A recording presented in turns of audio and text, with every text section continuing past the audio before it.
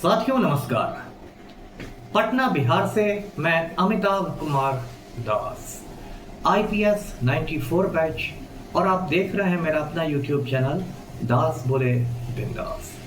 क्योंकि जब बुज़दिलों ने मुंह में दही जमा लिया हो तो दास का बिंदास बोलना जरूरी हो जाता है।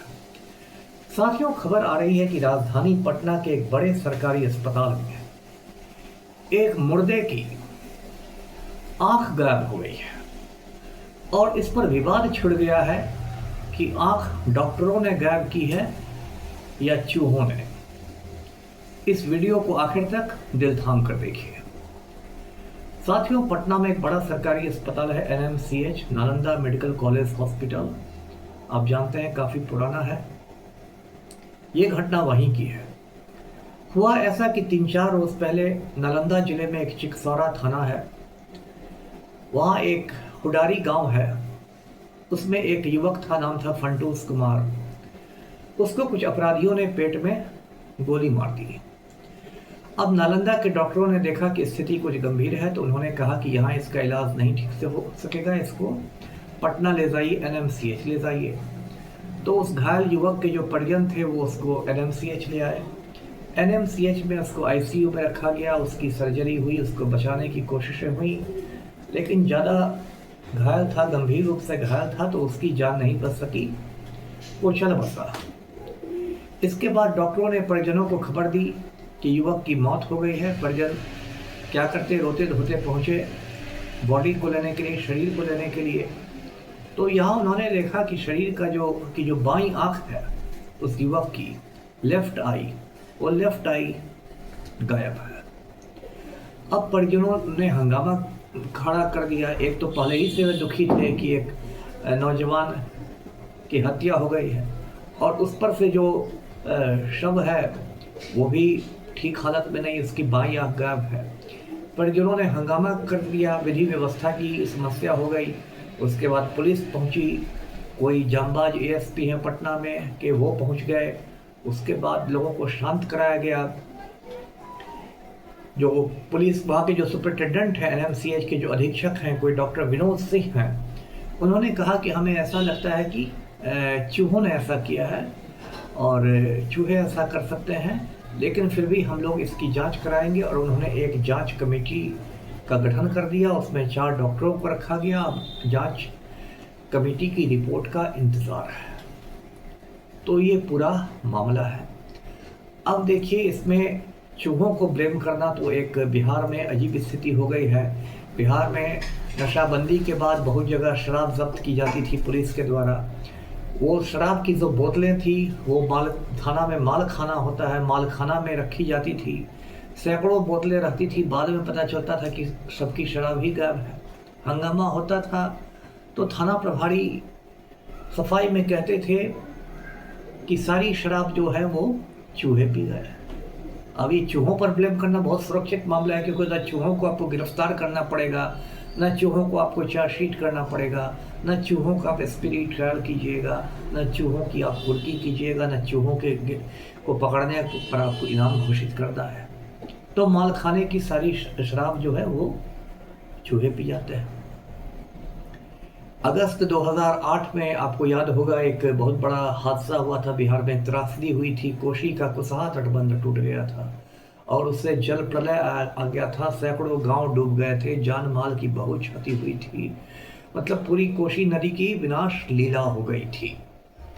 सुपौल जिले में ये कुसहा का तटबंध है, नेपाल सीमा पर। उसके बाद कुछ ऐसे बयान आए सरकार की ओर से और अधिकारियों की ओर से भी, इंजीनियरों की ओर से, कि चूहों ने तटबंध को काट दिया। मतलब वो जो कंक्रीट का और ये सब का जो तटबंध बना हुआ था उसको चूहों ने काट दिया। अब जब चूहों ने काट दिया तो क्या कीजिएगा? फिर वही बात है कि चूहों पर आप कुछ नहीं कर सकते, ना उनको निलंबित कर सकते हैं, ना बर्खास्त कर सकते हैं, ना उनका तबादला कर सकते हैं, ना उनको जेल भेज सकते हैं। चूहे तो चूहे हैं, है ना। हो सकता है चूहों को पकड़ने के लिए आप बिल्ली छोड़ दें तो भाजपा वाले छाती पीटने लगे कि चूहा तो भगवान गणेश का वाहन है, इससे तो हमारी धार्मिक भावनाओं पर ठेस पहुंच गई। हो सकता है गिरिराज सिंह भगवा झंडा लेकर दौड़ने लगे चूहा बचाने के लिए, कि भगवान गणेश के वाहनों को मारने के लिए ये जिहाद शुरू हो गया है। तो इस देश में ये स्थिति है। अब देखिए ये जो आँख निकाली गई है, कल एक पत्रकार बंधु मुझसे मिलने आए थे, वो मुझे वीडियो दिखाने लगे, हालांकि वीडियो इतना विभत्स था कि मैं नहीं देख सका, कि जो बाईं आँख निकाली गई है इस युवक की, फंटूस कुमार की, वो देख कर ऐसा लगता है, मैं तो कोई डॉक्टर हूँ नहीं, लेकिन देख के ऐसा लगता है जैसे उसको सर्जिकल तरीके से निकाला गया। चूहा यदि आँख पर अटैक भी करेगा तो आँख को वो कुतरेगा। चूहों में कोई शल्य चिकित्सा वाली कला नहीं है कि वो सर्जरी कर देंगे। तो इसलिए अब दबी जबान में ये बात हो रही है कि नहीं, हो सकता है डॉक्टरों ने आँख निकाल लिया। अब डॉक्टर क्यों आँख निकालेंगे, वो भी सुन लीजिए। तो साथियों, आँख होता तो एक छोटा सा ये है, हिस्सा है, अंग है, लेकिन उसकी भी बड़ी जटिल संरचना है। उसमें कोई रेटिना होता है, आँख का पर्दा होता है, एक हिस्सा कॉर्निया कहलाता है, तो अंदर में भी बहुत सारी चीज़ें रहती हैं। तो बहुत सारे नेत्रहीन लोग जो रहते हैं, जिन्हें दिखाई नहीं देता, उनको कॉर्निया की खराबी से दिखाई नहीं देता, तो यदि उनमें कॉर्निया का ट्रांसप्लांट कर दिया जाता है, यानी कॉर्निया का प्रत्यारोपण कर दिया जाता है सर्जरी के द्वारा, तो उनको फिर दिखाई देने लगता है। इसलिए बहुत लोग नेत्रदान भी करते हैं कि मेरी मौत के बाद मेरे शव से आँख निकाल के उसका कॉर्निया किसी में लगा दिया जाए। ये एक बहुत अच्छा काम है नेत्रदान करना। तो अब शक डॉक्टरों पर भी हो रहा है कि भाई लोग कॉर्निया ट्रांसप्लांट के लिए कर सकते हैं, और लोग तो ये भी कर रहे हैं कि बहुत बार इस तरह की घटनाएं होती रहती हैं। इस बार चूंकि ज़्यादा हंगामा हो गया, ज़्यादा मामला हाईलाइट हो गया, तो इसलिए समिति का गठन हो गया, नहीं तो हमेशा डॉक्टर चूहा बिल्ली की कहानी सुना देते थे। अगर ऐसा सच है तो बहुत खेद की बात है। डॉक्टरों को तो धरती का भगवान कहा जाता है, यदि वो ऐसा कर रहे हैं तो बहुत मतलब खेदजनक बात है। लेकिन खेदजनक बातें भी इस दुनिया में ज़्यादा होती है। बहुत बार डॉक्टरों का किडनी रैकेट पकड़ाता है कि वो सर्जरी के दौरान किडनी निकाल लेते हैं, गुर्दा निकाल लेते हैं, फिर गुर्दा ज़रूरतमंद को बेच देते हैं। तो यहाँ ये स्थिति है। अब एक दो रोज में जांच रिपोर्ट आएगी, तब फिर मैं आपको वीडियो बना के बताऊंगा कि भाई चूहों ने क्या किया और कैसे हुआ। इसी बहाने पूरे बिहार के स्वास्थ्य व्यवस्था की बात कर लें, हेल्थ सिस्टम की बात कर लें। इस बिहार में आप जानते हैं चमकी बुखार। चमकी बुखार एक बीमारी होती है, खास के आप देखेंगे मुजफ्फरपुर की तरफ फैलती है और गर्मी के दिनों में फैलती है, जब लीचियों का मौसम होता है, और खासकर छोटे छोटे बच्चे उसके शिकार होते हैं चमकी बुखार के, और बहुत सारे छोटे बच्चे अकाल मौत मर जाते हैं। उसके बाद बारिश आती है तो खुद ब खुद वो बीमारी काफ़ी हद तक नियंत्रण में आ जाती है। कुछ साल पहले चमकी बुखार हुआ था। उस समय स्वास्थ्य मंत्री मंगल पांडे जी थे, है ना। एक मंगल पांडे तो इतिहास में हम पढ़ते थे, प्रथम स्वाधीनता सेनानी थे, और एक मंगल पांडे बिहार में स्वास्थ्य देखते हैं। इन्होंने एक समीक्षा बैठक बुलाई स्वास्थ्य मंत्री ने चमकी बुखार पर, और उन दिनों वर्ल्ड कप क्रिकेट चल रहा था, विश्व कप क्रिकेट चल रहा था। तो पहला सवाल मंत्री महोदय ने किया उस उच्च स्तरीय समीक्षा बैठक में कि मैच का स्कोर क्या है। देखिए माननीय स्वास्थ्य मंत्री जी की आप देखिए संवेदनहीनता, देखिए कि सैकड़ों बच्चे मर गए मुजफ्फरपुर में, समीक्षा बैठक हो रही है, वो भी बैठक से क्या होगा, लेकिन एक खाना पूरी हो रही है, उसमें माननीय मंत्री महोदय का पहला प्रश्न है कि मैच का स्कोर क्या है। और मंत्री महोदय की निगाहें भी एकदम टीवी के पर्दे पर टिकी हुई हैं, जैसे महाभारत में अर्जुन की निगाहें एकदम चिड़िया की आंख पर रखती थी। तो ऐसे हमारे स्वास्थ्य मंत्री।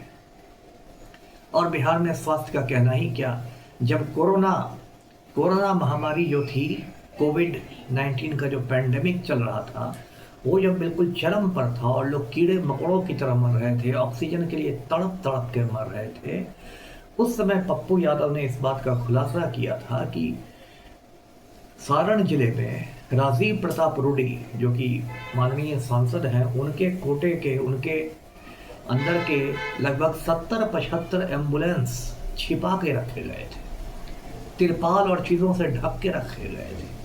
बताइए, आम लोग मर रहे थे और एम्बुलेंस छुपा के रखा हुआ था माननीय सांसद महोदय ने। बाद में जब ये पप्पू यादव ने इस बात का खुलासा किया, बहुत किरकिरी हुई, थुक्का फजीहत हो गई, क्योंकि रूडी जी वरिष्ठ राम भक्त हैं, उनसे एम्बुलेंस छिपाने की लोग उम्मीद नहीं रखते थे।